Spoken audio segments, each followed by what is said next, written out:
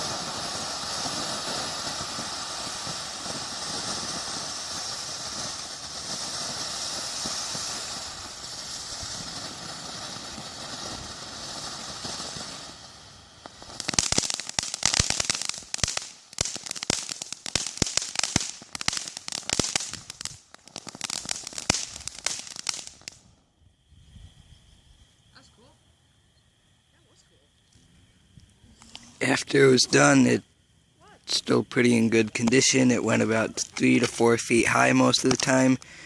The whistles were average whistles, they weren't that loud. Otherwise, I'd say it's worth $5.